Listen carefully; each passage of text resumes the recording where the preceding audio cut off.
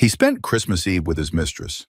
By Christmas morning, his wife had sold their $2.4 million mansion, emptied his secret accounts, and left divorce papers on his pillow. This isn't a story about heartbreak. It's about strategy, revenge, and a woman who turned betrayal into power. If you love stories of justice, power, and women who refuse to stay broken, hit like, leave a comment, and subscribe for more true-to-life revenge stories that will keep you up at night. Let's dive in. My husband spent Christmas Eve with his mistress. By Christmas morning, I had sold our $2.4 million house, emptied his secret accounts, and left divorce papers on his pillow. He thought I was naive. Turns out, I was just patient. But let me back up. 72 hours earlier, I was still playing the perfect wife. It was December 22nd, and I was vacuuming Marcus's BMW in our Westlake Hills driveway.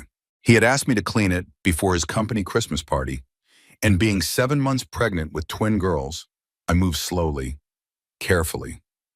That is when I found it. Wedged under the passenger seat, a hotel key card, the Driscoll Hotel. Austin's most expensive historic property. The kind of place you take someone when you want to impress them. My hands froze on the vacuum handle. Marcus always stayed at Marriott for business. Always. He said the Marriott Rewards program was better.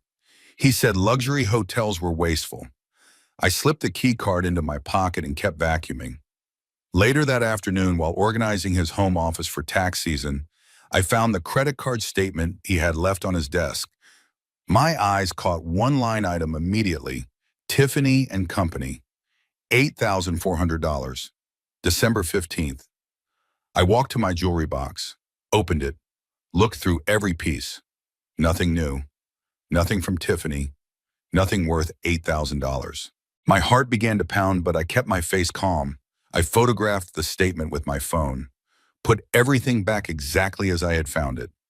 That evening, Marcus's iPad dinged from the kitchen counter where it was charging. The screen lit up with a text preview. Can't wait for tomorrow night, baby. Fire emoji. The sender was saved as just the letter A. My hands shook as I picked up the iPad. I knew his passcode, our wedding anniversary. He had never changed it. Probably never thought he needed to. I opened his messages. The thread with A went back months. My vision blurred as I scrolled, counting down the hours until Christmas Eve. Wear the bracelet I got you. I told my parents we are spending Christmas together next year. I took screenshots of everything. My fingers moved on autopilot while my brain tried to process what I was seeing. Then I deleted the messages from his recently opened apps list and put the iPad back exactly where it had been. I walked to the nursery. 2 cribs already assembled, pink blankets folded neatly, stuffed animals lined up on the shelf. I placed my hand on my belly and felt both babies kick. I did not cry, not yet. Instead, I called my best friend Sarah. Sarah Mitchell and I had gone to MIT together. We had been roommates, study partners, and each other's maids of honor. After graduation, I had become an architect. Sarah had gone to law school. Now she was the top divorce attorney in Austin with a 94% win rate. The phone rang twice. Jess, what's wrong? You sound weird. I need to see you tomorrow, I said quietly, and I need you to come as my lawyer, not my friend. There was a pause, then Sarah's voice dropped an octave. Oh shit, Marcus, can you clear your morning? I'll cancel everything, come at 8, and Jessica, don't confront him, not yet. I won't. I hung up and walked back to the kitchen. Marcus was making dinner, humming along to Christmas music on the radio. He smiled when he saw me. Hey baby, you feeling okay? You look pale. Just tired, I lied. The twins were kicking all afternoon. He walked over and kissed my forehead. His cologne smelled expensive, new. He never wore cologne. Go rest, he said. I'll call you when dinner's ready. I went upstairs and sat on our bed, the bed we had shared for 6 years, the bed where he had held me when I miscarried our first pregnancy, the bed where we had made plans for our future. I looked at my wedding ring. White gold. Simple. Elegant. Marcus had proposed on this very bed, nervous and fumbling with the box. That man felt like a stranger now. I opened my phone and looked at the screenshots again. Then I did something that would change everything. I texted Frank Russo. Frank was a private investigator Sarah used for her high-profile cases. Former Austin Police Department detective. Cynical but thorough. I had met him once at Sarah's birthday party. Hi, Frank. This is Jessica Morgan, Sarah Mitchell's friend. I need to hire you. Can we talk tomorrow? His response came within 2 minutes. Sure thing. Give me Sarah's number. I'll coordinate with her. Don't worry, we'll figure this out. I set my phone down and finally let myself feel it. The betrayal, the shock, the rage that felt like fire in my chest. But underneath all of that was something else. Something colder. Something sharper. Calculation. Because I realized something in that moment. Marcus thought he was smart. He thought he was careful. He thought I was too pregnant, too trusting, too dependent to ever suspect him. He was wrong. I spent that night in the nursery, sitting in the rocking chair, planning. Not just my escape, his destruction. By dawn, I had a list. By noon the next day, I would have a team. Marcus came upstairs around 11. He looked confused to find the bed empty. Babe, you in here? I turned to face him from the nursery doorway. Couldn't sleep, just thinking about the girls. He smiled that smile I used to love. They're going to be so lucky to have you as a mom. I smiled back. We'll see. He went to bed, I stayed in the nursery, and I waited for morning. Sarah's law office occupied the entire 23rd floor of a downtown Austin high-rise. Floor-to-ceiling windows overlooked Lady Bird Lake. Expensive art on every wall. This was the office of someone who won. I arrived at exactly 8 in the morning, carrying a folder stuffed with printed screenshots, credit card statements, and bank records I had been quietly collecting for weeks. Because the truth was, Christmas Eve was not my first suspicion. It was just a confirmation. Sarah met me at reception herself. She took one look at my face and her professional mask slipped for just a moment. Her eyes filled with fury. Conference room. Now. We sat across from each other at a massive table. I slid the folder to her. Tell me everything, she said. I did. The hotel key card, the Tiffany receipt, the text messages, the cologne, the little things that had been adding up for months, how he came home late more and more often, how his phone was suddenly password protected, how he had started going to the gym at odd hours. Sarah went through every document methodically. When she finished, she looked up. Okay, so he's definitely cheating. But we need to be smart about this. Texas is a community property state. Everything acquired during marriage is split 50-50, including business growth. His company was started before we got married, I said, but it grew from 2 million to 50 million during your marriage. You're entitled to half that growth. We're talking $24 million. The number hit me like a physical blow. I had given up my architecture career to support his business, to be the wife who hosted dinners and smiled at investors and never complained when he worked 70-hour weeks. $24 million. That was the price of my sacrifice. He'll fight me, I said. Of course he will. Men like Marcus always do.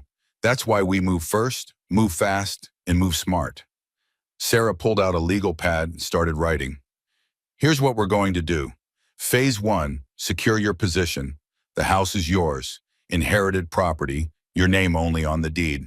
You can sell it without his consent. Sell the house? Unless you want to live in a home where he betrayed you for however many months this has been going on. She had a point. I'll connect you with Patricia Martinez, best luxury realtor in Austin. She can move properties in 48 hours if needed. Phase 2, gather evidence. I'm bringing in Frank Russo to document the affair. Texas is one-party consent.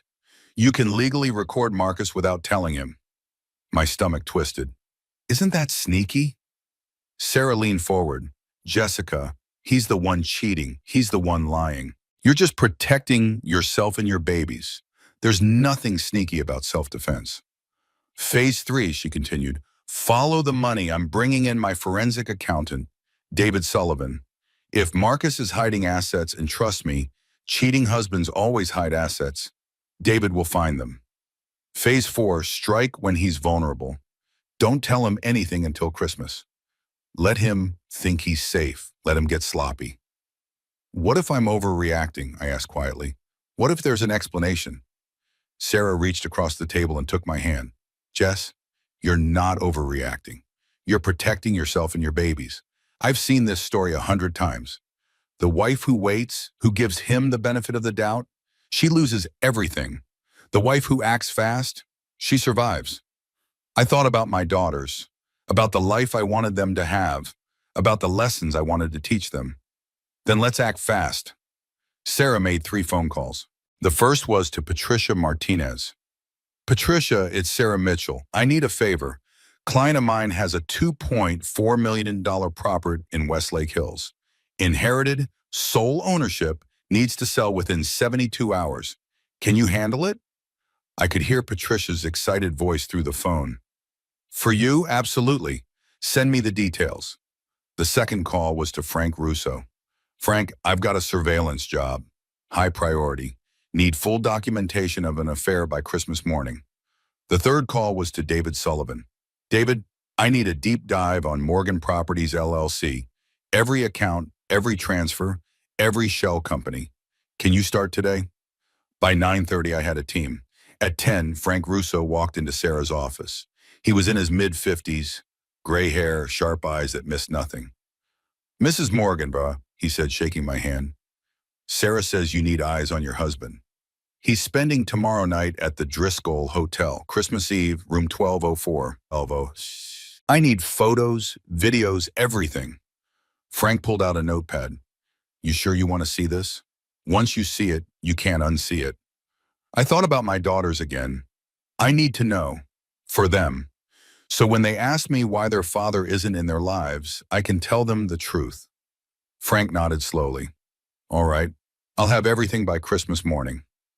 At 11, Patricia Martinez arrived. She was exactly what I expected from Austin's top luxury realtor.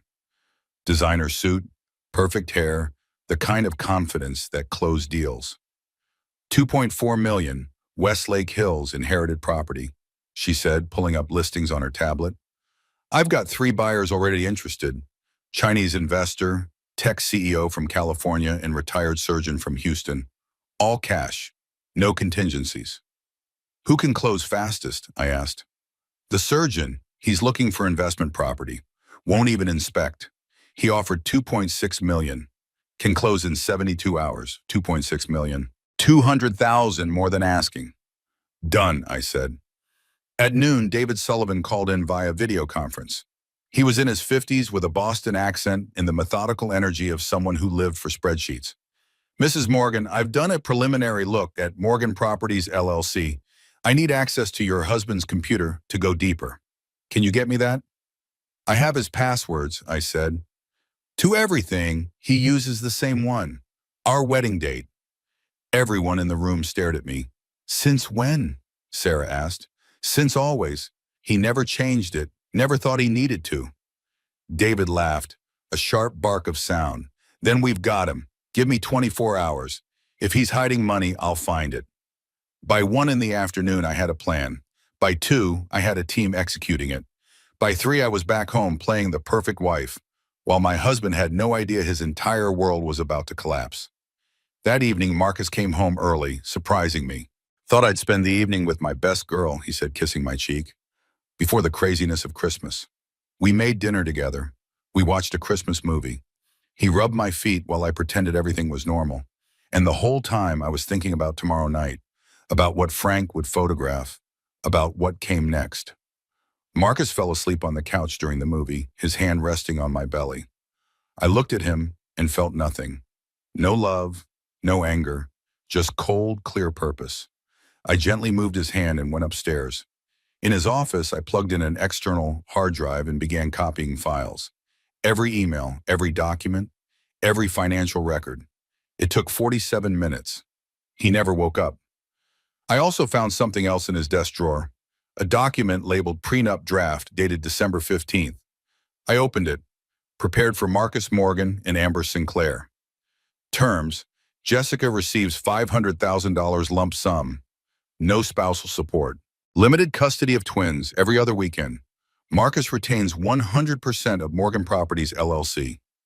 My hands shook as I photographed every page. He had been planning this for weeks, months maybe, while I decorated the nursery. while I felt our daughter's kick. While I believed in our future, I finished copying his files, put everything back exactly as it was, and went to bed.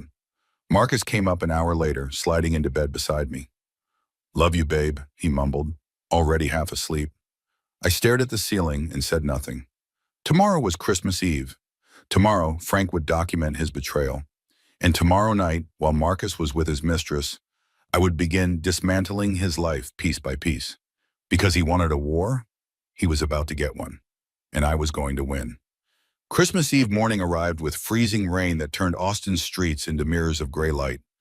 Marcus was unusually cheerful at breakfast, humming carols while making French toast. "Big day," he said, sliding a plate in front of me. "Wrapping up the River Oaks project by end of year. This deal could set us up for life." Us. The word felt like a lie in his mouth. "I thought you had everything finalized already," I said carefully. "We did, but the developer is getting cold feet. Wants to renegotiate terms.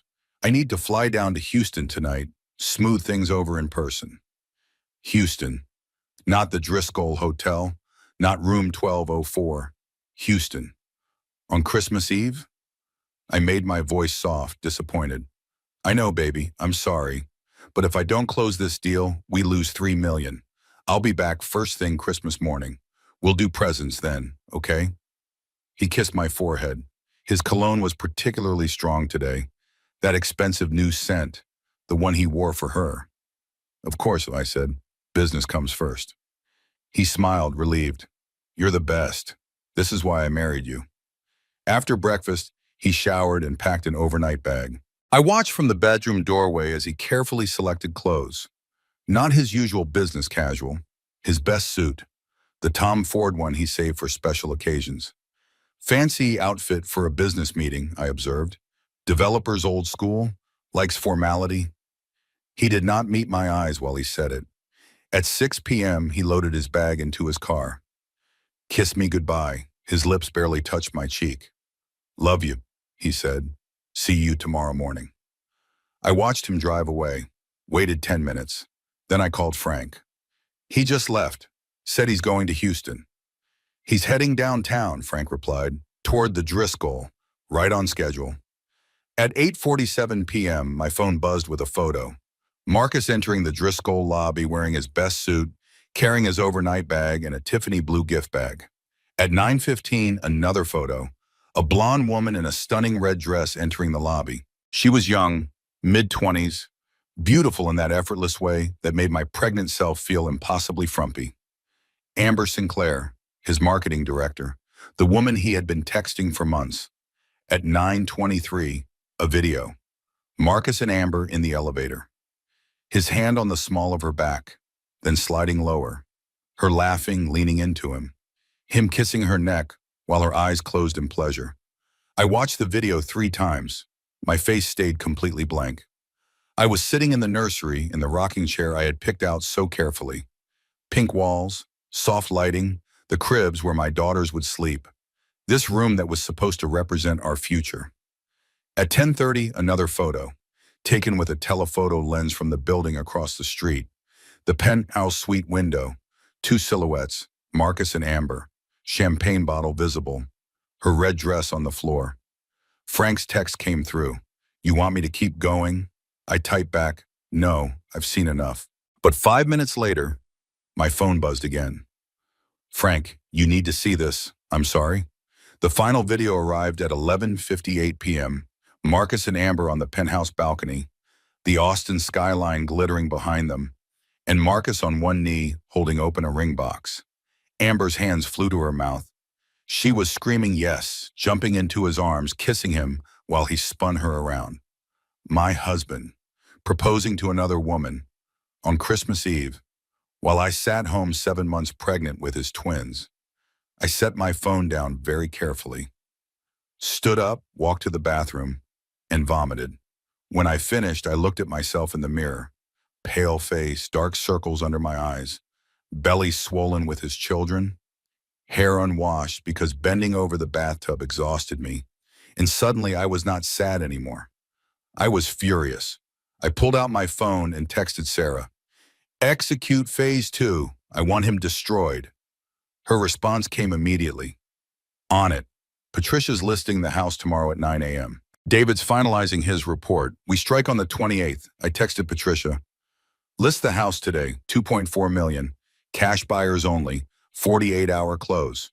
Can you do it? Patricia. Consider it done. Then I did something I had been planning all day. I went to Marcus's home office. I sat at his computer, logged in with his password, and I found everything. Emails to Amber going back 6 months. I told my wife we're separated. She's agreed to divorce after the babies are born. I promise we'll be together. Spreadsheets showing transfers to offshore accounts, Cayman Islands, $890,000 in cryptocurrency, 1.2 million in an account under his brother's name. Documents for 3 rental properties in Dallas, registered to a shell LLC I had never heard of. And the prenup. The full version, notes in the margins in Marcus's handwriting. Keep her settlement under $750,000.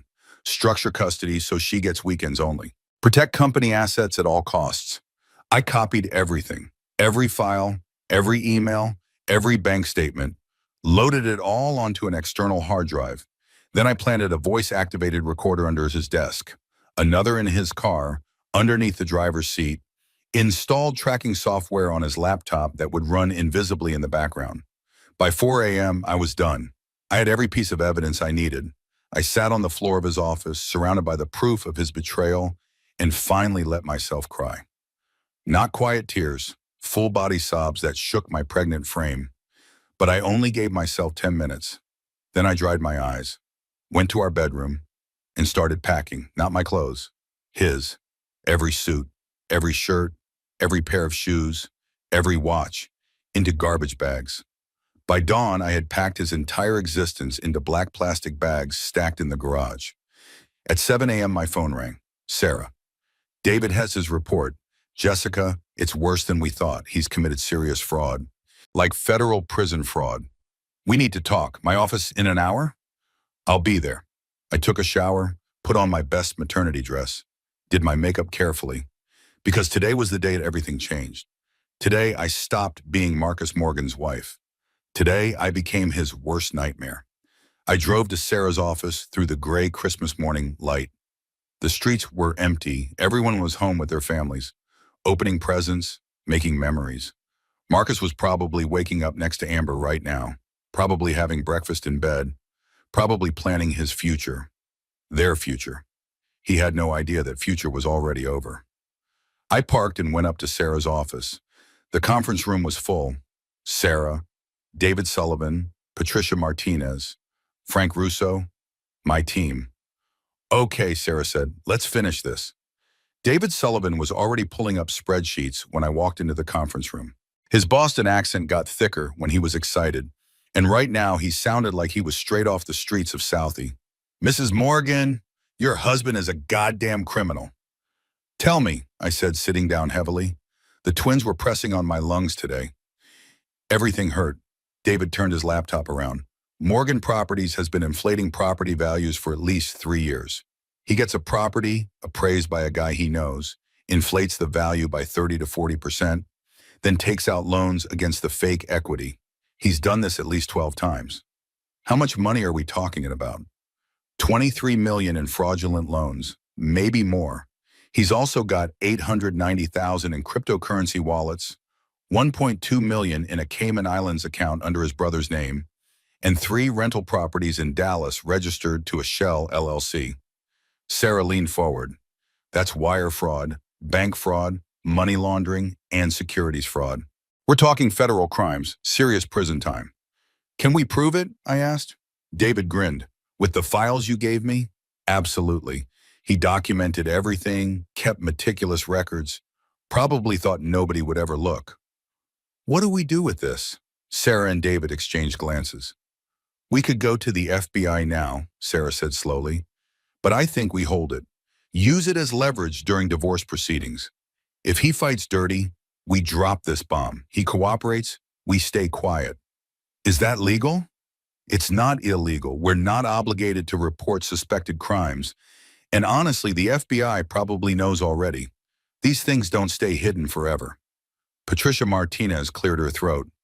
Speaking of hidden things, I've got news.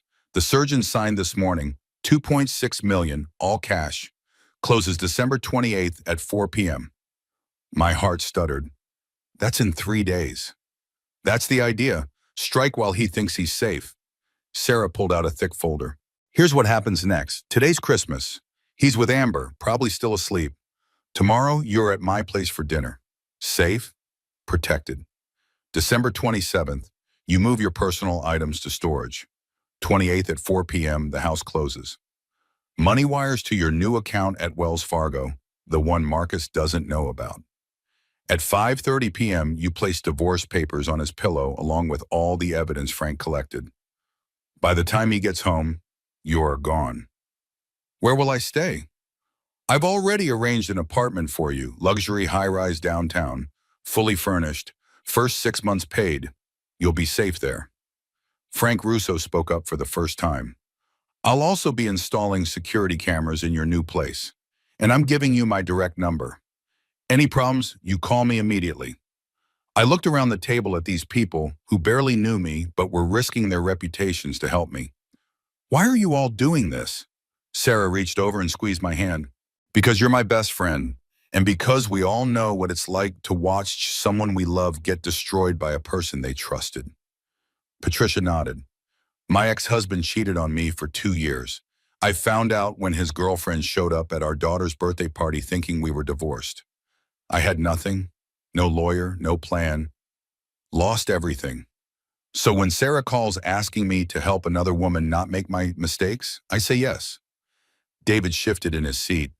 My sister went through something similar. She waited too long, tried to fix it, gave him the benefit of the doubt. He drained their accounts and disappeared to Costa Rica. I haven't seen her smile in 5 years. So yeah, I'm invested in making sure that doesn't happen to you. Frank just shrugged. I've been a cop for 25 years before going private. Seen too many women end up with nothing because they were too nice, too trusting, too slow to act. Not on my watch. I felt tears prick my eyes. Thank you, all of you. Don't thank us yet, Sarah said. This is going to get ugly. Marcus will fight back hard. Are you ready for that? I thought about the video of him proposing to Amber, about the prenup draft, about the 6 months of lies. I'm ready. Good. Now let's talk strategy. We spent the next 4 hours going over every detail. What I would say if Marcus came home early, how to document every conversation going forward, what to do if he tried to access the bank accounts, how to handle his inevitable rage. By 2 p.m., I had a battle plan. By 3, I was back home playing the perfect wife. Marcus arrived at 4:30, carrying presents and wearing his guilty conscience like cologne. Merry Christmas, baby. He was too enthusiastic, overcompensating. God, I missed you. How was Houston? I kept my voice light. Exhausting. Developer was being impossible, but we worked it out. The lies came so easily to him. What was his name again? Whose name? The developer. What was his name? Marcus paused just for a second. Johnson, Robert Johnson. I turned back to the cookies I was pretending to bake. You okay? You seem off. Just tired. Twins were kicking all night. Go rest. I'll make dinner. We'll do Christmas tonight instead. I went upstairs but did not rest. Instead, I opened my laptop and watched the security footage Frank had sent me. Marcus entering the Driscoll, Amber in her red dress, the elevator kiss, the proposal. I watched it until I felt nothing, until the man in the video was a stranger. Around 8 p.m., Marcus called up the stairs. Dinner's ready? We ate Christmas dinner at our dining room table, turkey and all the fixings. He had even lit candles. It should have been romantic. Instead, it felt like a funeral. So, Marcus said, pouring himself wine. Sarah texted me, invited us to her place tomorrow for Christmas dinner. You want to go? She invited me. She knows you'd rather catch up on work. I mean, I do have some emails to handle, but it's fine. Go ahead. I'll go see Sarah. Relief flooded his face. You sure? Absolutely. Because I needed him out of the house tomorrow. I needed time to search his office one more time, to install the final surveillance equipment, to prepare for the end game. After dinner, Marcus went to his office to catch up on emails. I heard him on the phone, voice low, probably talking to Amber. I went to the nursery and sat in the rocking chair, placed my hands on my belly, and felt my daughter's kick. "I'm going to protect you," I whispered. "From him, from all of this. You'll never know what he did to us. You'll only know that your mother loved you enough to burn down the world to keep you safe." That night, while Marcus slept, I went through his office one final time and found the smoking gun I needed. An email to his business partner dated December 20th. "Everything's in place. Jessica will be served in early January, right after the twins are born. Prenup is airtight. She'll get her settlement in limited custody. Amber and I can start our life together. The company stays protected. It's all working out perfectly." I took a photo of the email, added it to my evidence folder. Then I did something I had been planning all week. I logged into our joint bank account and set up automatic transfers. Starting December 29th, every morning at midnight, $100 would transfer from our joint account to my new secret Wells Fargo account. Small enough he would not notice immediately, large enough to build up fast. Then I went to bed and slept better than I had in months.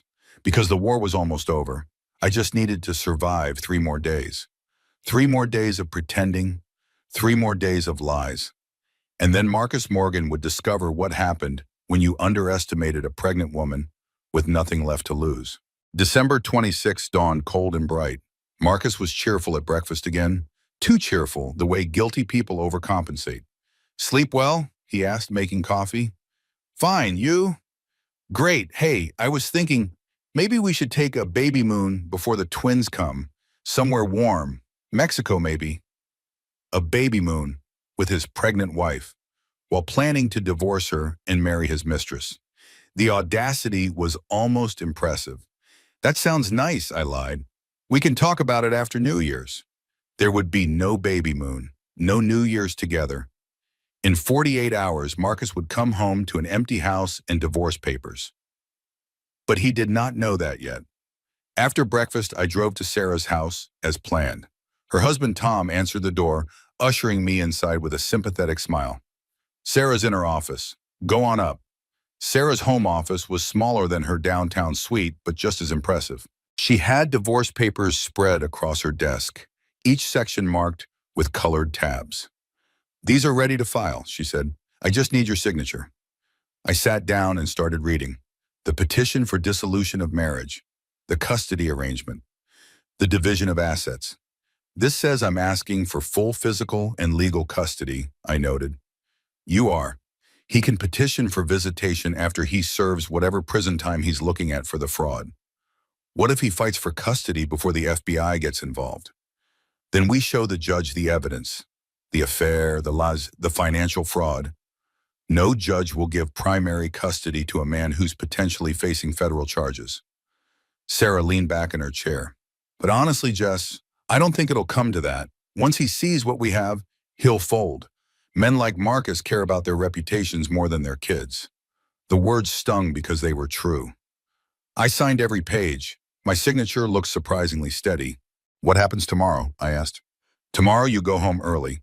You have movers coming at noon. They'll pack your personal items, things for the twins, anything with sentimental value.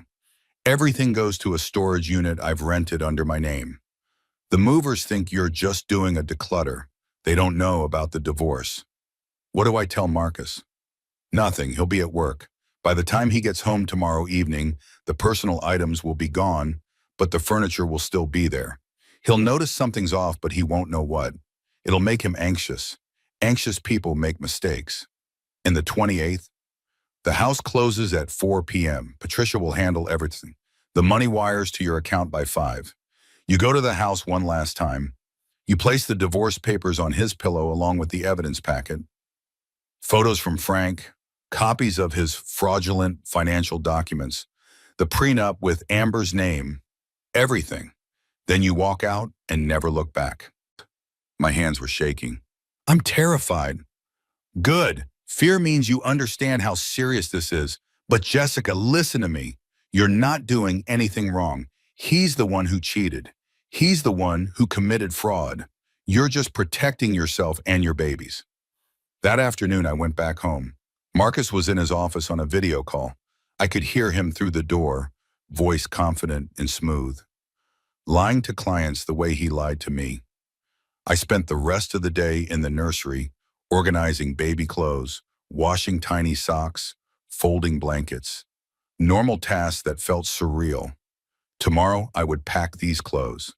Tomorrow, I would start dismantling this life. Tonight, I would pretend one last time. Marcus made dinner again. Pasta carbonara, my favorite. We ate in front of the TV, watching some Christmas movie neither of us paid attention to. "You've been quiet lately," he said during a commercial. "Everything okay?" "Just tired. Pregnancy stuff." "You'd tell me if something was wrong, right?" The irony of that question almost made me laugh. "Of course, Onwa," I said. He fell asleep on the couch after the movie. I covered him with a blanket and went upstairs. While he slept, I packed a go bag. Clothes for a week, toiletries, important documents, my laptop, the external hard drive with all his files. I hid it in the trunk of my car under the spare tire where he would never look. December 27th arrived with freezing rain. Marcus left for work at 8, kissing my forehead on his way out. "Love you," he said, like he did every morning. I did not say it back. At noon, the movers arrived, 3 guys with a truck. They thought they were doing a simple declutter job. "Just the nursery items in the boxes I've marked," I told them. "Everything else stays." They loaded up the cribs, still in boxes because we had not assembled them yet. The changing table, the rocking chair, all the baby clothes and blankets, my grandmother's jewelry, photo albums, my laptop, and work files from my old architecture career. By 3 p.m., everything was in storage. The house looked the same but felt empty. Marcus came home at 6:30. He walked through the house slowly, frowning. "Did you move stuff around?" he asked. "What do you mean?" "I don't know. Something feels different." "Maybe you're just tired." He shook it off, but I could see the confusion in his eyes, the slight paranoia. Good. Let him wonder. That night, I could not sleep. Tomorrow was the day. Tomorrow, everything ended. I lay in bed next to Marcus, listening to him breathe, and felt nothing. No love, no hate. Just emptiness where 6 years of marriage used to be. At 2 a.m., I got up and went to his office one last time. I needed to write the letter, the one that would be waiting for him tomorrow night. I sat at his desk, opened my laptop, and started typing. "Marcus, by the time you read this, several things have happened." The words came easily. Months of hurt and anger poured onto the page. When I finished, it was 4 a.m. I printed the letter, folded it carefully, and put it in an envelope. Tomorrow, this letter would destroy him. Tomorrow, he would finally understand what he had done. Tomorrow, I would be free. December 28th, the day Marcus Morgan's perfect life exploded. I woke at 6 a.m., Marcus still sleeping beside me. For the last time, I looked at his face in the early morning light. He looked peaceful, innocent, like a man who had not spent the last 6 months building an elaborate web of lies. I got up quietly, showered, dressed in my best maternity dress. Today needed to look normal until it suddenly was not. Marcus left for work at 8:30. "Big day," he said. "Final paperwork on the River Oaks project. I'll probably be late." "That's fine, I have some errands to run anyway." He kissed my forehead. "Love you." I watched him drive away and felt nothing. At 9 a.m., Patricia Martinez texted, "Surgeon confirmed, closing at 4 p.m. You ready for this?" Me, more than ready. At 11 a.m., I drove to Wells Fargo and opened my new account. The banker, a kind woman in her 50s, chatted pleasantly about the holidays while processing my paperwork. "And this account is just in your name?" she confirmed. "Just mine." "Perfect. You'll have full access as soon as the transfer completes this afternoon." At noon, Sarah called. "How are you holding up?" "I'm numb. Is that normal?" "Completely normal. You're in survival mode. The emotions come later after you're safe." At 2 p.m., I drove to the house one last time as its owner. I walked through each room slowly. The kitchen where Marcus had proposed. The living room where we had spent countless Sunday mornings. The bedroom where we had made love and made plans. The nursery, now empty, where our daughters were supposed to grow up. I took no photos. I wanted no memories of this place. At 3:45, Patricia called. We're starting the signing. Everything looks good. At 4:17 p.m., my phone buzzed with a bank notification. Wells Fargo. Deposit received. $2,600,000. I sat in my car and stared at that number. More money than I had ever had. Money that represented 6 years of marriage. My grandmother's house, and the price of my freedom. At 4:30, I drove back to the house. I had an hour before Marcus usually came home. I placed the envelope on his pillow. Inside was the letter I had written at 2 a.m., along with printed screenshots of his text messages with Amber, photos from Frank showing the proposal, and a copy of the prenup draft with Amber's name highlighted in yellow. I also left my wedding ring. Then I walked through the house one final time. I turned on the security cameras, the ones Marcus did not know I could access remotely. I wanted to see his face when he found everything. At 5:30, I walked out the front door, got in my car, and drove away. I did not look back. By 6 p.m., I was in my new apartment, 32nd floor, floor-to-ceiling windows overlooking downtown Austin and Lady Bird Lake, fully furnished in clean, modern style, nothing like the house I had just left. This place had no memories, no ghosts, no lies. Sarah arrived at 6:30 with takeout and non-alcoholic champagne. "You did it," she said, setting up the food on my new kitchen counter. "You actually did it. I don't feel like I did anything. I feel like I'm watching someone else's life." "That's shock. It'll wear off." Sarah pulled out her laptop. "Now comes the hard part. We wait for him to find everything." At 6:45, my phone showed Marcus pulling into the driveway. The security cameras I had left active sent footage to my phone in real time. Sarah and I watched together on my laptop screen. Marcus got out of his car, briefcase in hand. He walked to the front door, tried his key. It did not work. Confusion crossed his face. He tried again. Nothing. He walked to the window and cupped his hands against the glass. The furniture was still there, but something was off. The personal touches were gone. The photos, the decorative items, the lived-in feeling. He pulled out his phone, called me. I declined the call. He tried again. Again, I declined. He called Sarah. She sent him to voicemail. His confusion was shifting to panic now. He walked around the house, trying each window, each door, all locked. New locks I had installed yesterday morning while he was at work. Finally, he called his lawyer. Through the security camera audio, we heard his side of the conversation. "Richard, something's wrong. Jessica changed the locks. She's not answering her phone. I need you to..." "What do you mean you can't help me? Why not?" A pause while Richard spoke. "Separate property? What the hell are you talking about? That's our house." Another pause. "Inherited? But we've lived there for 6 years. That doesn't..." His face went white. "She sold it? When? How is that even..." He hung up, stood very still in the driveway. Then he got back in his car and drove away. Sarah and I tracked him through the GPS device Frank had planted in his car. He drove straight to his office. 20 minutes later, he was calling his business partner, his brother, his parents, each conversation growing more desperate. At 8 p.m., he finally went back to the house. This time he broke a window to get in. The security cameras showed him walking through the empty rooms, looking for evidence of where I had gone, what I had taken. Then he went upstairs to the bedroom. We watched as he found the envelope on his pillow. He opened it slowly, started reading the letter. His face went through so many expressions: confusion, disbelief, anger, fear. When he got to the photos of him and Amber, he actually staggered backward. When he saw the prenup draft with Amber's name, he put his head in his hands. Then he saw my wedding ring lying on the pillow. He picked it up, turned it over in his hands. And for just a moment, he looked like a man who finally understood what he had lost, but only for a moment. Then rage replaced everything else. He called me again. This time I answered, put it on speaker so Sarah could hear. "Jessica, what the fuck have you done?"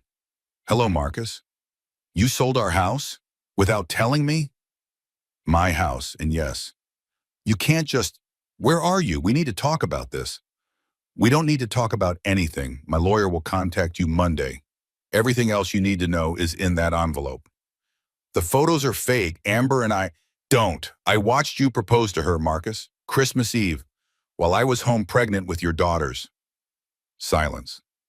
I was going to tell you, he finally said. After the babies came, I was going to do this the right way. The right way? You were planning to serve me divorce papers a week after giving birth. You drafted a prenup, cutting me out of everything I helped you build. You hid millions of dollars and committed fraud. None of that is the right way. You don't understand the pressure I've been under. Save it. You're going to cooperate with the divorce. You're going to accept whatever custody arrangement the court decides. And you're going to pray that I don't send all of David Sullivan's financial findings to the FBI. Another silence. You wouldn't. Try me. I hung up. Sarah was grinning. That was perfect. You were cold as ice. I don't feel cold. I feel hot. Like I'm burning up from the inside. That's adrenaline and anger. Both healthy reactions. She squeezed my shoulder. You did good, Jess. Really good. My phone buzzed with a text from Marcus. We need to talk in person. Tomorrow, please. And I showed it to Sarah. Do you want to see him? I thought about it, about 6 years of marriage, about the man I had loved and the stranger he had become. No, let the lawyers handle it. Good answer. That night after Sarah left, I stood at my new floor-to-ceiling windows and looked out at Austin. The city lights sparkled. Somewhere out there, Marcus was probably with Amber, trying to explain why his pregnant wife had just upended his life. Let them panic. Let them scramble. I placed my hand on my belly and felt both babies kick. We're safe now, I whispered. He can't hurt us anymore. But even as I said it, I knew the war was not over yet. It had only just begun. January 2nd arrived with brittle cold and Marcus's counterattack. I was in my apartment, 8 months pregnant, setting up the nursery in the second bedroom when Sarah called. He filed an emergency motion, she said without preamble. Claims you're mentally unstable and sold marital property illegally. My stomach dropped. Can he do that? He can file anything. Doesn't mean he'll win. We have a hearing tomorrow, Judge Helen Crawford. She's tough, but fair. We just need to stay calm and present our evidence. What if he convinces her I'm unstable? With what proof? You documented everything methodically. You had a team of professionals helping you. That's not instability. That's strategic planning. Trust me, we've got this. But my hands were shaking when I hung up. That afternoon, something unexpected happened. My doorbell rang. I checked the security camera Frank had installed. Amber Sinclair stood in the hallway, mascara running, looking utterly destroyed. Against my better judgment, I opened the door with the chain lock still on. What do you want? Please, Amber said, her voice breaking. I need to talk to you. It's important. I have nothing to say to you. Then just listen. Please, 5 minutes. Something in her voice made me hesitate. I opened the door. Amber came inside slowly, like she was afraid I might attack her. She probably was not wrong to be afraid. I didn't know, she started. About the pregnancy, about any of it. He told me you two were separated, that you were filing for divorce but waiting for tax reasons. He showed me paperwork. Fake paperwork. I know that now. Jessica, I'm not here to make excuses. What I did was terrible, even if his story had been true. I just wanted you to know that I'm not going to testify against you. He asked me to, threatened me, but I won't do it. Why are you telling me this? Amber's hand moved unconsciously to her stomach. Because I'm pregnant too. The world tilted. You're what? 9 weeks. And when I told Marcus, he told me to get rid of it. Said if I didn't, he'd destroy my career, tell everyone I seduced him, that I'm crazy. I felt like I was watching this conversation from very far away. So you're keeping it? I don't know. I don't have money. He threatened to fire me. I'm terrified. Part of me wanted to feel sympathy, but a larger part just felt rage. You helped destroy my marriage, I heard myself say. You slept with my husband while I was pregnant. You wore jewelry he bought with our money, and now you want my sympathy? No, I want you to know what you're up against. He's not going to stop. He'll lie, cheat, destroy anyone in his path to avoid losing. Including you. Including me. We stood there in my doorway, two women pregnant by the same man, both realizing too late what he really was.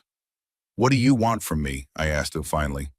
"Nothing. I just thought you should know about the baby, about his threats, about what he's planning." "Which is?" "He's going to claim you coerced me into lying, that you paid me to recant my story about the affair. He's creating fake bank records showing a $50,000 transfer from you to me." My blood ran cold. "He can't do that." "He already did. His lawyer's filing them tomorrow at your hearing." After Amber left, I called Sarah immediately. "He's creating fake evidence, claiming I paid Amber $50,000 to lie about the affair." "Son of a bitch! Okay, don't panic. We can fight this. I'm calling David Sullivan. If those records are fake, he'll prove it." But the next morning at the emergency hearing, everything went wrong. Judge Helen Crawford was in her 60s with steel gray hair and no patience for games. Marcus sat at the plaintiff's table with his lawyer Richard Stone, both of them in expensive suits. I sat with Sarah, feeling enormous and exhausted in my maternity dress. Marcus spoke first, playing the concerned husband perfectly. "Your Honor, I'm worried about my wife. She's not acting like herself. The pregnancy seems to have made her paranoid. She's making wild accusations, selling property without consultation. I just want to make sure our daughters are safe." Sarah cross-examined him ruthlessly. "Mr. Morgan, where were you Christmas Eve?" "Houston, business meeting." "Can you provide documentation?" "It was informal, dinner meeting." "Restaurant name?" "I don't remember exactly." Sarah pulled out the photos. "Your Honor, I'd like to submit Exhibits A through F, photographs documenting Mr. Morgan at the Driscoll Hotel in Austin, not Houston, with his employee Amber Sinclair, including photos of them kissing and Mr. Morgan proposing marriage." The courtroom went silent. Marcus's lawyer tried to recover. "Your Honor, my client's personal life is irrelevant to custody." "It's relevant when he's lying under oath," Sarah said coldly. Judge Crawford leaned forward. "Mr. Morgan, did you lie to this court about your location on December 24th? Marcus looked trapped. Your Honor, I can't explain. Yes or no?" "Yes." "Motion for emergency custody denied. Will reconvene for preliminary custody hearing January 15th. Dismissed." Outside in the courthouse, Sarah was triumphant. "We crushed him." But I could not shake the feeling that Marcus was not done yet. I was right. That night, three things happened in quick succession. First, I checked my bank account and found it frozen. Every penny of the $2.6 million inaccessible. Second, my OBGYN called. My insurance had been canceled. Marcus had removed me from his company policy. Third, a process server arrived with a lawsuit. Morgan Properties LLC versus Jessica Morgan. Defamation. $5 million in damages. I called Sarah, barely breathing. "He's trying to destroy me financially. All my money's frozen. I have no insurance. I'm 8 months pregnant and I have $47 to my name." That bastard convinced another judge to freeze the assets. And the insurance cancellation is legal, unfortunately. Spouses can remove each other during separation. Sarah's voice was tight with fury. "The defamation suit is a slap suit, designed to intimidate you into settling. We'll fight all of it. But Jessica, this is going to get worse before it gets better."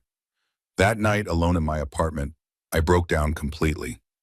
I sat on the floor of my empty nursery and sobbed. Huge, gasping sobs that shook my pregnant body. The twins kicked frantically, like they could feel my distress. "I'm sorry," I whispered to them. "Mommy tried. I thought I was strong enough." I looked at my phone. Marcus had called 17 times, each voicemail more desperate. The last one said, "Jessica, please. We can work this out. Drop the divorce. Sign a postnup. You'll get $750,000 in joint custody.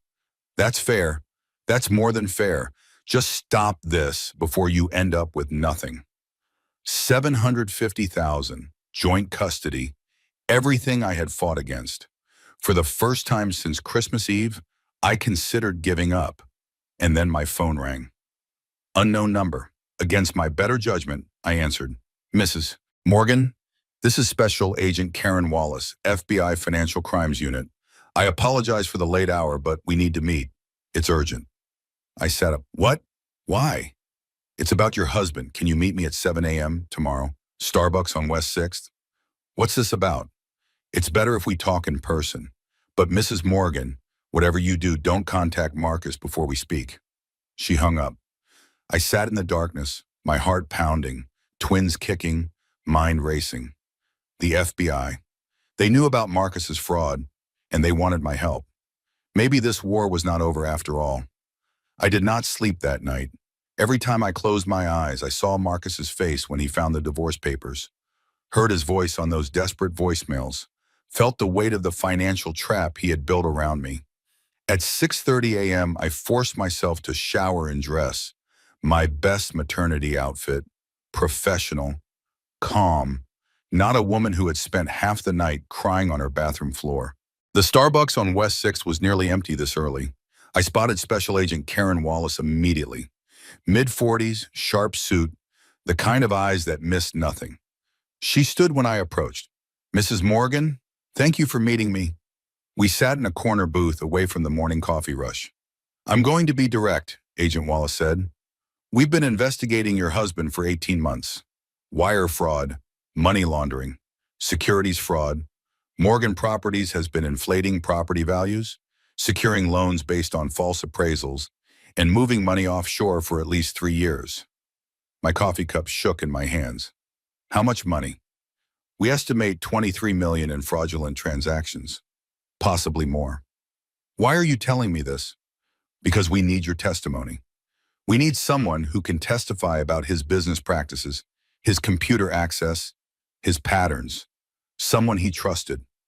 I'm his wife, soon-to-be ex-wife. Won't that make me biased?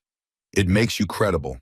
You have nothing to gain from lying. In fact, his conviction would complicate your divorce. But we also need something else. She slid a small black device across the table. We need you to wear a wire. Get him to confess. On tape. I stared at the device. You want me to trick him? We want you to have a conversation with him. He's been calling you, right? Wanting to meet? Say yes. Wear the wire. We'll have agents nearby. You'll be completely safe. What if he figures it out? He won't. This technology is virtually undetectable. And Jessica, I need you to understand something. If we take Marcus down, all his assets get seized, including the 2.6 million that's currently frozen. We can work with the court to release those funds to you, plus he goes to prison, which means you get full custody by default. The room felt too hot suddenly. How long in prison? With what we have? 10 to 15 years. 10 to 15 years. My daughters would be teenagers before they met their father.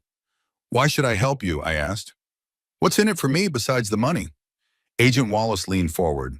Because men like Marcus don't stop. He'll fight you for custody just to punish you. He'll drain every penny you have in legal fees. He'll make your life hell for years. But if he's in federal prison, it's over. You can raise your daughters in peace. Isn't that worth 1 hour of your time? I thought about Emma and Grace, still safely inside me, about the life I wanted them to have, about the lessons I wanted to teach them about standing up to bullies. When? Today, this afternoon. Call him. Tell him you're willing to talk. Suggest a neutral location. We'll wire you up and position agents nearby. I pulled out my phone and looked at Marcus's 17 missed calls. Okay, I said, let's do it. By noon, I was in the back of an FBI van, being fitted with the most sophisticated wire I had never imagined existed, thin as a hair, invisible under my maternity dress. Remember, Agent Wallace coached me, get him talking about the properties, the appraisals, the offshore accounts. We need him to admit it in his own words. What if he doesn't? Then guide the conversation. You know how he thinks. Use that. At 1 p.m., I texted Marcus, I'm willing to talk, just us. Coffee shop on Lamar, 2 p.m. His response was immediate. Thank God. I'll be there. Thank you, Jessica. Thank you. The coffee shop was busy enough to seem normal, but quiet enough to record clearly. I arrived early and chose a table by the window. FBI agents were scattered throughout the shop, looking like normal customers. Marcus arrived at exactly 2 p.m. He looked terrible, unshaven, exhausted. like he had not slept in days. Jessica, he sat down across from me. You look good. Let's skip the pleasantries. You wanted to talk. Talk. I want to fix this. Us, the marriage, everything. There's nothing to fix. You cheated on me. You lied to me. You planned to divorce me and cut me out of everything I helped you build. I know I was an idiot, but Jessica, I was under so much pressure. The business, the investors, keeping everything afloat. I made terrible decisions. Like proposing to Amber. He flinched. That was a mistake. I was caught up in the fantasy of starting over. But she's not you. She could never be you. How touching. Tell me about the offshore accounts. His face went carefully blank. What accounts? The Cayman Islands account, 1.2 million. The crypto wallets, 890,000. The fake property appraisals you've been using to secure fraudulent loans. Who told you that? That's not... Is it true? Long silence. Jessica, the real estate business is complicated. Sometimes you have to be creative with valuations to make deals work. Creative? You mean fraudulent? It's not fraud if everyone benefits. The banks get their interest, the investors get their returns. We get to grow the company. Nobody loses. Except the people you lied to. I didn't lie. I was optimistic about property values. There's a difference. Tell me about the 23 million. He went very still. How do you know about that? Answer the question, Marcus. Who have you been talking to? Does it matter? Is it true? He leaned forward, dropping his voice. Listen to me. If any of this comes out, it destroys everything I'm making. Not just me. You too. We built this company together. Your name is on documents. You could be implicated. Are you threatening me? I'm trying to protect you. If you push this, if you go to authorities, we both go down. I'll take that risk. Jessica, think about our daughters. What kind of life will they have if both parents are in prison? What kind of life will they have growing up with a father who's a criminal? His mask slipped then. The charm fell away, and I saw real rage underneath. You think you're so smart. You think you've won by selling the house, by running to lawyers, by collecting your little folder of evidence. But you have no idea what I'm capable of. I will bury you. I will take those babies the second they're born. You'll never see them again. Is that a threat? It's a promise. I stood up, placing my hands on the table. Good. Because Special Agent Wallace of the FBI just heard every word. FBI agents materialized from every corner of the coffee shop. Marcus's face went from angry to confused to terrified in 3 seconds. Agent Wallace approached our table. Marcus Morgan, you're under arrest for wire fraud, money laundering, securities fraud, and intimidation of a federal witness. What? No. Jessica, what did you do? Jessica! I walked out without looking back. Outside, the January cold hit my face like a slap. I stood on the sidewalk shaking while Agent Wallace joined me. You did great. That recording is exactly what we needed. What happens now? Now he gets processed, arraigned, probably denied bail given flight risk. His lawyers will try to get a deal, but with this evidence, he's going away for a long time. And my money? We'll file a motion to unfreeze the assets tomorrow. Should be resolved within a week. I nodded numbly. Mrs. Morgan, you okay? I just sent my daughter's father to prison. You just protected your daughters from a man who was willing to destroy anyone in his path. There's a difference. That night, Sarah came over with dinner and found me sitting in the dark. You did it, she said, flipping on lights. Agent Wallace called me. They're moving forward with prosecution. Marcus is in federal custody. I don't feel victorious. You feel exhausted. You've been in survival mode for weeks. Now that the immediate threat is over, your body is catching up. What if I made the wrong choice? You didn't. You chose your safety and your daughter's safety. That's never the wrong choice. She stayed until I fell asleep on the couch, too tired to make it to bed. And for the first time in weeks, I slept without nightmares. 6 weeks passed in a blur of court appearances, lawyer meetings, and finally prenatal appointments I could afford again. On February 14th, Valentine's Day, Marcus Morgan stood in federal court and pled guilty to 11 counts of fraud. I sat in the courtroom gallery, 9 months pregnant, and watched him accept his fate. Judge Thomas Morrison was not gentle. Mr. Morgan, you systematically defrauded investors, lenders, and the federal government for personal gain. You showed no remorse until you were caught. You threatened your pregnant wife to protect your crimes. Sentencing is as follows: 12 years in federal prison, $18.7 million in restitution to defrauded parties, forfeiture of all assets, including properties and accounts acquired through fraudulent means. 12 years. My daughters would be in middle school before their father was released. Marcus's lawyer stood. Your Honor, my client has a family. He should have thought of that before committing federal crimes. Sentence stands. Security led Marcus away.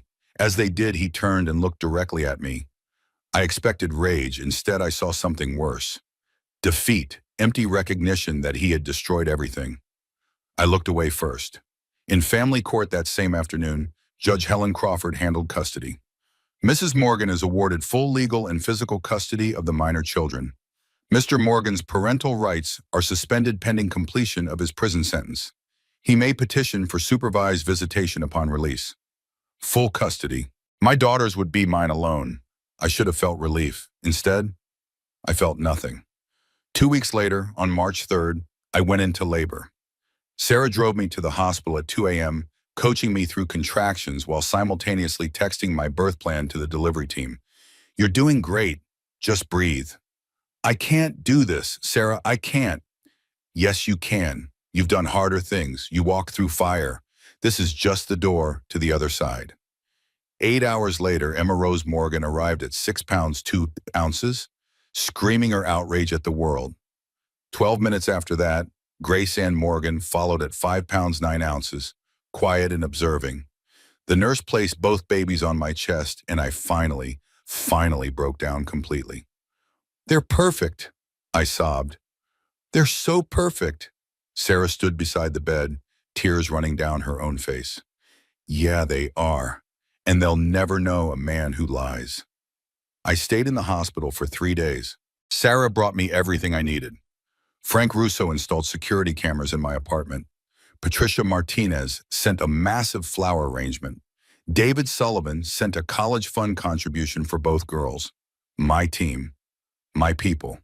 On the day I came home with Emma and Grace, I stood in my apartment holding my daughters and looked out at Austin. Somewhere in this buried city, Marcus was in a cell. Somewhere, Amber was pregnant and scared. Somewhere, the life I thought I would have was still echoing like a ghost. But here, in this moment, I had everything that mattered. Welcome home, babies, I whispered. We made it. 3 months later, I registered Second Chances as a nonprofit. Legal aid and financial support for women escaping abusive marriages. Sarah volunteered as lead counsel. Frank offered discounted investigation services. Patricia helped women sell properties quickly when they needed to escape.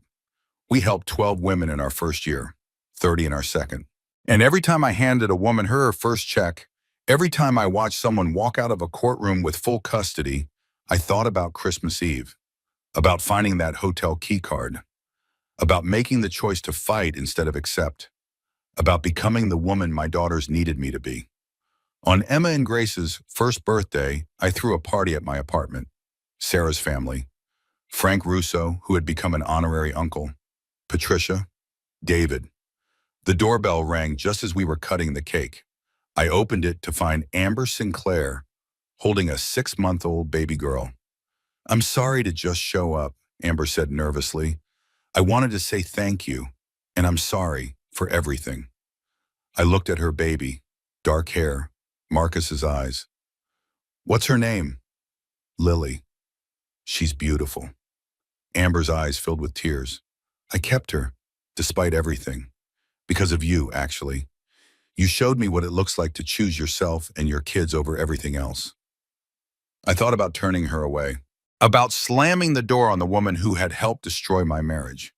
But then I thought about Emma and Grace, about Lily, about 3 little girls who would grow up as half-sisters, whether the adults liked it or not. Come in, I said. Let the girls meet their sister. That evening, after everyone left, I stood on my balcony with a glass of wine and watched the sunset over Austin. My phone buzzed with an email. The prison had forwarded a letter from Marcus. I deleted it without reading.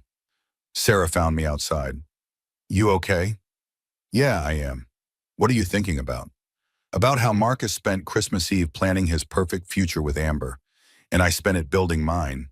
His lasted 3 weeks. Mine is still here. You won. No, my daughters won. They have a mother who taught them you don't stay with men who betray you. That money isn't worth your dignity. That sometimes burning it all down is the only way to start over. And what do you tell them when they're old enough to ask about their father? The truth that he was smart and charming and dangerous. That he taught me what love isn't. That sometimes the greatest gift someone gives you is showing you exactly who they are. Sarah raised her glass to showing people who we are, to survival, to more than survival, to actually living. We clinked glasses as the Austin lights began to twinkle below us. Inside, Emma and Grace were sleeping peacefully in their cribs, safe, loved, free from the chaos of their father's choices. And I realized something, and this was not revenge. Revenge would have been empty. This was justice. This was peace. This was the life I had fought for and earned. Marcus spent Christmas Eve with his mistress, planning to destroy me. I spent it building an escape route. He thought he was untouchable. I proved him wrong. And in the end, the only thing that mattered was that my daughters would grow up knowing their mother never stopped fighting for them.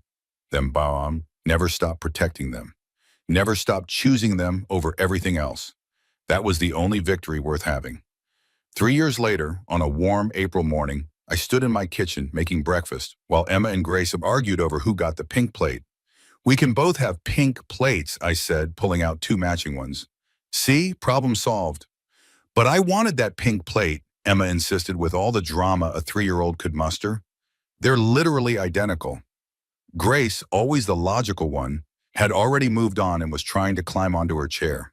This was my life now, negotiating toddler disputes, wiping yogurt off walls, finding lost sippy cups, the mundane, exhausting, beautiful chaos of single motherhood. The doorbell rang. I checked the security camera, a habit that would probably never leave me. Sarah stood in the hallway holding coffee and pastries. Thank God, I said, letting her in. I need backup. They've been arguing since 6 a.m. Auntie Sarah. Both girls ran to her, argument forgotten. Sarah scooped them up, one in each arm. Have you two been terrorizing your mother? She won't let me have the pink plate, Emma reported. She has a pink plate. She just wants mine, Grace countered. How about we all have different colored plates? Emma gets pink, Grace gets purple, and your mom gets blue. Everyone wins. The girls considered this diplomatic solution and accepted it. You're a miracle worker, I said as Sarah set them down. I'm a lawyer.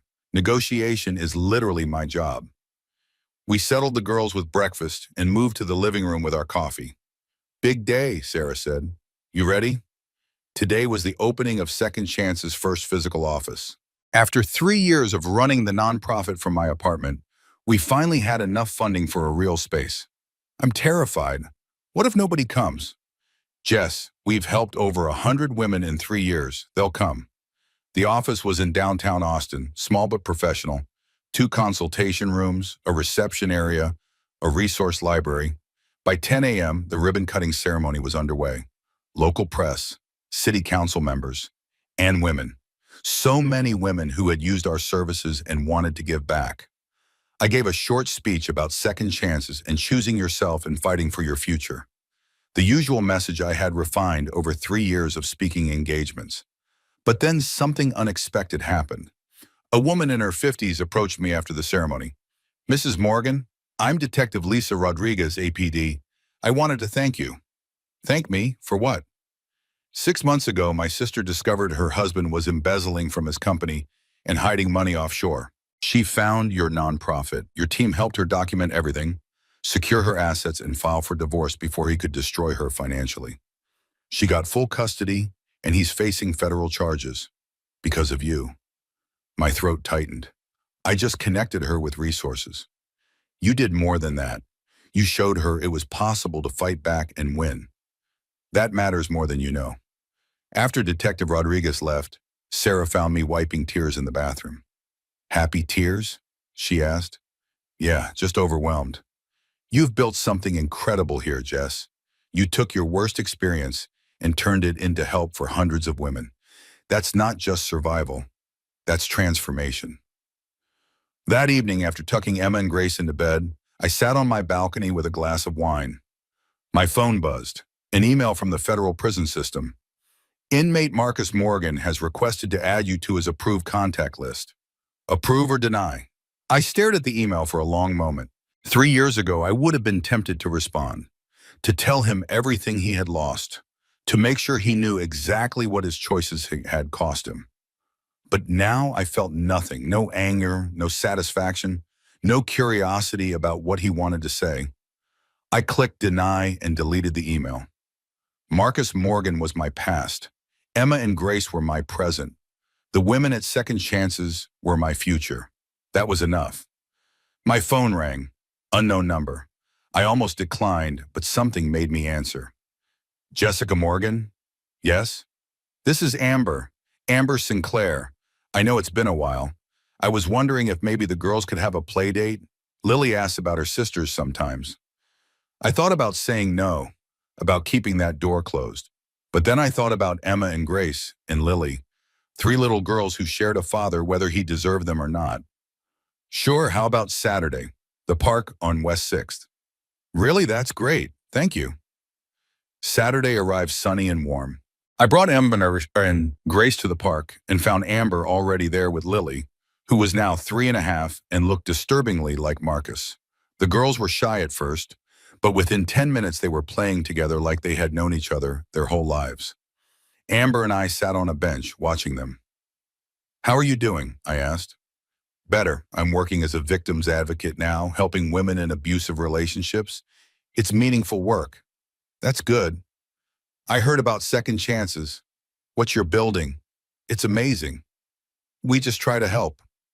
Long silence. I'm sorry, Amber said quietly. I know I've said it before, but I mean it. What I did was inexcusable. It was, but we can't change the past. We can only decide who we want to be going forward. Who do you want to be? I watched Emma push Grace on the swing while Lily waited her turn. Someone my daughters are proud of. Someone who turned pain into purpose. Someone who chose forgiveness not for him or for you, but for me. Because holding on to anger was exhausting, and I had better things to do with my energy. Amber wiped her eyes. You're a better person than I deserve. I'm just a person, doing my best, same as you. We stayed at the park for 2 hours. When we left, the girls made us promise to do it again. Next week? Amber asked hopefully. Next week, I agreed. That night, after the girls were asleep, I did something I had not done in 3 years. I took out my old wedding album. I looked at photos of Marcus and me on our wedding day. Young, happy, completely unaware of what was coming. And I felt nothing but gratitude. Gratitude that I had discovered the truth. Gratitude that I had fought back. Gratitude that I had survived. I closed the album and put it back in storage. The next morning, I woke to Emma and Grace jumping on my bed. Mama, Mama, we want pancakes. Okay, pancakes coming up. I followed them to the kitchen, their giggles filling the apartment. This was my life now, not the one I had planned. Not the fairy tale ending, but it was mine. Built from ashes. Earned through pain. Absolutely real. And as I flipped pancakes while my daughters danced around the kitchen, I realized something. Marcus had spent Christmas Eve with his mistress, trying to build a new life. I had spent it planning my escape. He thought he was untouchable. I proved him wrong. He lost 12 years in federal prison. I gained the rest of my life. And every single day, I chose to live it. Not in anger, not in bitterness, not looking backward, but forward. Always forward. Toward my daughters. Toward my purpose. Toward the future I was creating one decision at a time. Marcus taught me what love is not. My daughters taught me what it is, and that made all the difference.